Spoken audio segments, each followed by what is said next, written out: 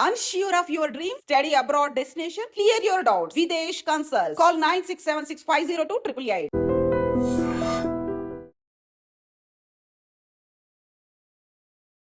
అందరికీ నమస్కారం. నా పేరు Dhananjaya Rao, competitive exam mentor and arithmetic reasoning pure maths faculty, Bharatiya study circle.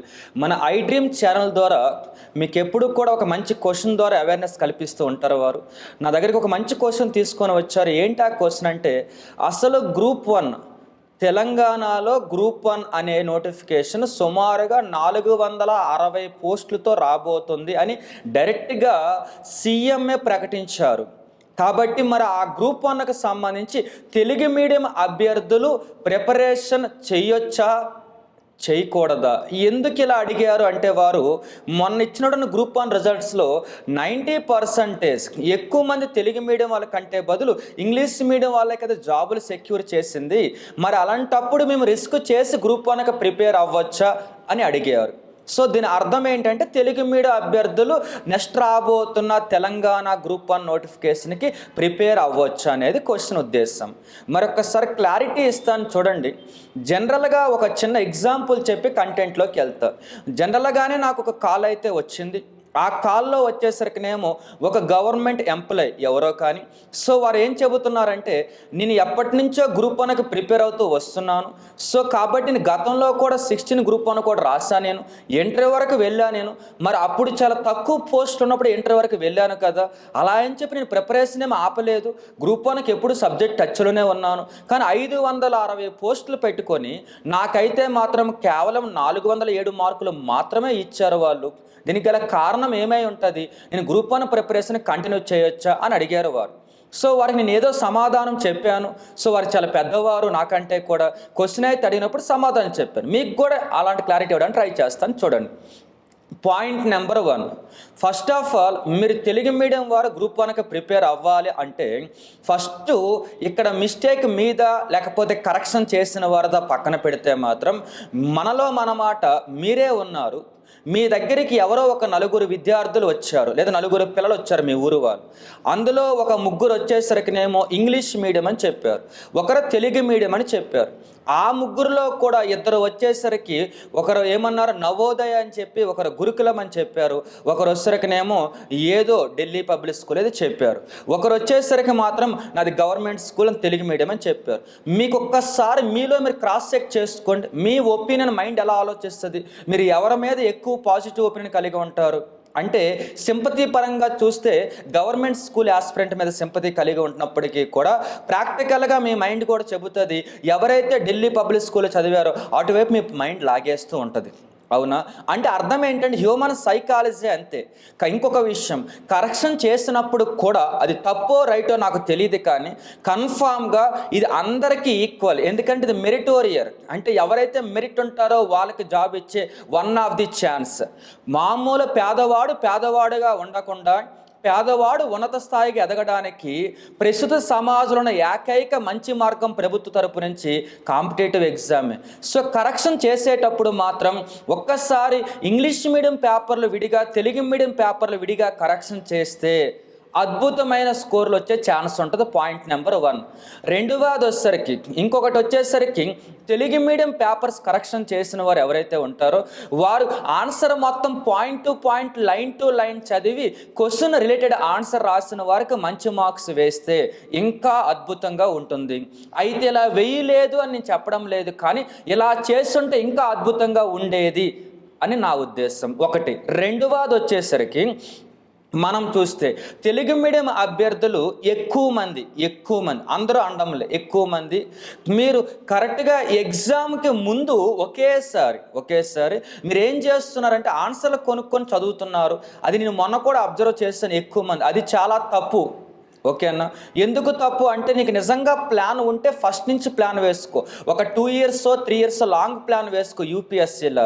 అప్పుడు నువ్వు స్టార్టింగ్ నుంచే మెయిన్స్ ప్రిలిమ్స్ కలిపి ప్రిపేర్ అయితే, ఓన్గా అయినా సరే, అప్పుడు నీకు త్వరగా రీచ్ అయ్యే అవకాశం ఉంటుంది. డైలీ నువ్వు వీలైతే ఏది ఏమైనా starting 1 year daily 2 questions practice చేసేలాగా మెంటర్ దగ్గర, తర్వాత 1 year డైలీ 5 questions ప్రాక్టీస్ చేసేలాగా నువ్వు ప్లాన్ చేసుకుంటే లాస్ట్ ఎగ్జామ్కి ముందు డైలీ 15 క్వశ్చన్స్ ప్రాక్టీస్ చేసేలా ప్లాన్ చేసుకుంటే నువ్వు ఇన్ టైంలో అద్భుతంగా రాయడానికి అవకాశం ఉంటుంది. ఇది 2వ పాయింట్. 3వది వచ్చేసరికి ఆన్సర్ రాసేటప్పుడు నువ్వే ఒకసారి ఆలోచించండి. ఏమని? ఆన్సర్ మొత్తం చదవడానికి, మన రైటింగ్లు వాళ్ళకి అర్థం కావడానికి బేసికల్గా రైటింగ్కి మార్క్స్ లేవు. కానీ ఒక మనిషిని చూడగానే అతను అవుట్పుట్ బట్టి మనం ఎలాగైతే ఒక ఒపీనియన్కి వస్తామో మన ఆన్సర్ రైటింగ్ చూడగానే వాళ్ళకి ఒపీనియన్కి వచ్చేస్తున్నట్టు ఉన్నారు. కాబట్టి వీలైతే రైటింగ్ ఇప్పటికిప్పుడు మారేది ఏం ఛాన్స్ లేదు. కానీ కాకపోతే ఒక దారి అయితే ఉంటుంది. ఏంటి? ప్రెజెంటేషన్ ప్రాసెస్ అయితే మార్చండి. ప్రతి 10 మార్కుల క్వశ్చన్లో కానీ కన్ఫామ్గా ఒక ప్రిసైజ్ డయాగ్రామ్ అయితే మెయింటైన్ చేయండి. Depends on question. వీలైతే ఆన్సర్ పెద్దగా రాసేటప్పుడు ఇంకా రాయవలసిన మ్యాటర్ మిగిలిపోతే, వాళ్ళు ఇచ్చిన స్పేస్ సరిపోకపోతే కన్క్లూజన్కు ముందు మరొక డయాగ్రామ్ డ్రా చేసి మీరు ఏమైతే చెబుదాం అనుకుంటున్నారో వాటి యొక్క short terms words, single words రూపంలో తెలియచేయండి. ఇంకా వీలైతే స్ట్రక్చర్ మార్చండి. ఒక క్వశ్చన్కి ఒక అద్భుతంగా రాయండి. అంటే స్టెప్ బై స్టెప్ పాసిబుల్ అవుతుంది. అయినా కూడా మీకు మార్కులు వేయలేదంటే ఆర్టీఐ ద్వారా పేపర్కి అప్లై చేయండి. ఆర్టీఐ ద్వారా మీ పేపర్, మీ మార్కులు అడగండి. ఏం కాదు, కన్ఫామ్గా ఇస్తారు ఒకనొక టైంలో. ఆ పేపర్ పట్టుకుని కోర్టులో కేసు వేయండి. దీనికి ఏం తక్కువైంది ఆన్సర్ అని చెప్పేసి. సో నేనేమంటున్నానంటే మన వైపు చిన్న చిన్న మిస్టేక్స్ ఉంటాయి, వారి వైపు మిస్టేక్ ఉందని మీరు భావిస్తున్నారు. సో ఏమంటున్నా ఫైనల్గా అంటే ఒక సాధారణ మధ్యతరగతి అండ్ పూర్ వ్యక్తికి సమాజంలో ఉన్నత స్థాయికి వెళ్ళాలి అంటే ముందున్న మార్గాలు కేవలం మెరిటోరియల్ ఎగ్జామ్సే. ఈ ఎగ్జామ్స్ నిజంగానే జెన్యూన్గా జరగాలి. అంతెందుకు పేపర్ కరెక్షన్ చేసేవారైనా కూడా ఒకప్పుడు నార్మల్ మధ్యతరగతి వ్యక్తులు అనే విషయం మర్చిపోకూడదు. సో అది కూడా దృష్టిలో పెట్టుకోవాలి. మంచిగా ఉంటే అది నేను తప్పు అనడంలే, పేపర్ సరిగ్గా కరెక్షన్ చేయలేదు అనడం లేదు. కానీ విద్యార్థులు ఈ విషయం గుర్తుపెట్టుకోవాలి, ఎందుకంటే వాళ్ళు ఫీల్ అవుతున్నారు అది జరుగుతుందని. 2వది వచ్చేసరికి విద్యార్థులు కూడా ప్రిసైజ్ డయాగ్రామ్స్ కానీ, ట్రీ టైప్ ఆఫ్ డయాగ్రామ్స్ కానీ, ఇంకా వీలైతే ఎక్కువగా ట్రయాంగిల్ టైప్ ఆఫ్ డయాగ్రామ్స్ కానీ, సర్కిల్ టైప్ ఆఫ్ డయాగ్రామ్స్ కానీ, ప్రతి పాయింట్ ఒక డిఫరెంట్ డైమెన్షన్ తెలియచేసేలాగా సైడ్ హెడ్డింగ్ పెట్టి రాసేలాగా కానీ ప్లాన్ చేసుకుంటే మీకు కాన్ఫిడెన్స్ వస్తుంది బాగా రాసాము అని. అప్పుడు మీరు ఆర్టీఐ ద్వారా వెళ్ళండి, ఎందుకు భయపడటం? ఓకేనా?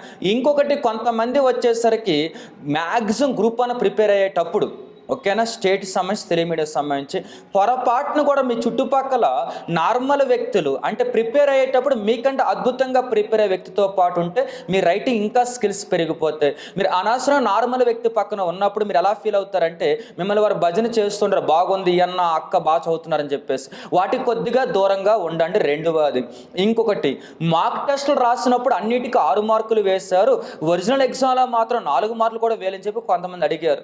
మాక్ టెస్టులు ఎవరైతే మీకు కరెక్షన్ చేస్తారో, కరెక్షన్ చేసిన వారికి కూడా చాలా సివిల్స్ ఇన్స్టిట్యూట్ డైరెక్టర్స్, ఫ్యాకల్టీస్కి కూడా గ్రూప్ 1 రాసినప్పుడు 99% జాబులు రాలేదు. అంటే మీరు వారు ఏ ప్యాటర్న్లో కరెక్షన్ చేస్తారో వారు కూడా వాటికి దూరం అయిపోయారు. ఆ విషయం మీరు మర్చిపోకూడదు.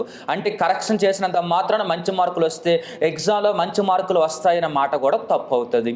సో ఇవి కాకుండా ఫైనల్గా ఇంగ్లీష్ మీడియంకి ఫెచ్చింగ్ ఎందుకు అయిపోతుందంటే ఒకే ఒక రీజన్ అయి ఉండొచ్చు.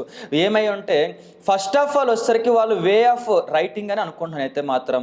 ఎందుకంటే ఆన్సర్ రైటింగ్ మీ అందరికీ తెలుసు, ఎవరైనా సీనియర్ ఆస్పిరెంట్కి అన్నిటికీ సజెషన్స్, అన్నిటికీ కారణాలు, అన్నిటికీ నెగిటివ్స్ ఆల్మోస్ట్ ఒకేలాంటి మాటలు వాడవచ్చు అని. సో మేబీ వారు ఆ కమాండ్ బట్టి రాసేస్తున్నట్టున్నారు. మేబీ మీరు రాయట్లేదు అనుకుంటా, అందరూ అండమ్మలే కొంతమంది. ఓకే, ఏది ఏమైనప్పటికీ కూడా ఒక పెద్ద అద్భుతమైన నోటిఫికేషన్లో కొన్ని అవకాశాలు మిస్ అయిపోయారు తెలుగు మీడియం యాస్పిరెంట్స్. ఇదైతే నిజం. ఓకేనా? కాబట్టి నెక్స్ట్ వచ్చే నోటిఫికేషన్కి ప్రిపేర్ అవ్వను అంటే ఇది ఎలా ఉంటుందంటే, నీ మీద నాకు కోపం ఉంది కాబట్టి నీ దగ్గర నేను పని చేయడానికి రాను అంటే అర్థం ఏంటి? మనకే నష్టం, పని దొరకదు. అలాగే మన సిస్టమ్ మీద కోపం పెట్టుకునే బదులు మనం సిస్టమ్కి తగ్గట్టు మార్పులు చేసుకోవాలా, లేదా సిస్టంలో ట్రాన్స్పరెన్సీ పెంచడం కోసం ఏదైనా జేఏసీ ఏర్పాటు చేసి అడగాల వినత పత్రాల ద్వారా కానీ, లేకపోతే ఏదో ఒక రూపంలో మినిస్ట్రీస్కో, లేకపోతే సంబంధిత మినిస్ట్రీకో, లేకపోతే సీఎం గారికో, డిప్యూటీ సీఎం గారికో, బోర్డుకో వినత పత్రం ద్వారా తెలియచేయాలా. ఇవన్నీ తెలిసి వాళ్ళు ట్రాన్స్పరెన్సీ క్రియేట్ చేయాలా. ఇవన్నీ వద్దనుకుంటే, నిజంగా తప్పు జరిగిందని భావిస్తే కోర్టులో కేసు వేసి బోర్డుకి ఒక అవేర్నెస్ కల్పించాలా, ఇంకొకసారి తప్పు జరగకుండా. ఇవన్నీ అవకాశాలు ఉంటాయి. కానీ ప్రాసెస్ మాత్రం ఆగదు, ప్రిపరేషన్ ఆపేస్తారనేది మాత్రం కరెక్ట్ కానే కాదు. అర్థమవుతుంది కదా? కాబట్టి ఒకవేళ మీకు ఏ జాబులు ఇప్పటి వరకు లేకపోతే, లేదా చిన్న గ్రూప్ 4 జాబులో, జేపీఎస్లో, విఆర్ఓలో, స్కూల్ టీచర్లో జాబులు ఉంటే మీరు ఒక పని చేయొచ్చు. నెక్స్ట్ రాబోతున్న గ్రూప్ 2కి గ్రూప్ 1 కలిపి ప్రిపేర్ అవ్వచ్చు. అయితే అది నార్మల్ ఇన్స్టిట్యూట్లో పాసిబుల్ అవ్వదు. ఎందుకు? అది చాలా డిఫరెంట్ ప్యాటర్న్ కాబట్టి కన్ఫామ్గా ఫుల్లీ అవేర్నెస్ ఉన్నటువంటి ఒక మెంటర్ ఉండాలి. రోజుల్లో 70% ఆబ్జెక్టివ్ పాయింట్ ఆఫ్ వ్యూలో ప్రిపేర్ చేయించి 20% దాన్ని డిస్క్రిప్టివ్ మోడ్లోకి మార్పించి 10% వాటిని ఆన్సర్ రైటింగ్ ప్రాక్టీస్ చేయించే ఒక మెంటర్ ఉంటే మాత్రం అద్భుతంగా మీరు రెండింటికి ప్రిపేర్ అవ్వచ్చు. 2 వచ్చే ఛాన్స్ ఉంటుంది. టైం బాగా గ్రూప్ 1 మిస్ అయినా గ్రూప్ 2 వచ్చే ఛాన్స్ అయితే ఉంటుంది. నేను ఏమైనా రాంగ్గా మాట్లాడినా, మిమ్మల్ని నొప్పించేలా మాట్లాడినా రాంగ్గా తీసుకోవద్దు. నా ఉద్దేశం ఒకటే, మీకు అవేర్నెస్ కల్పించడం. మరొక అద్భుతమైన వీడియోతో మీకు ఐ డ్రీమ్ ఛానల్ నుంచి మరలా కనిపిస్తాను. Okay, thank you.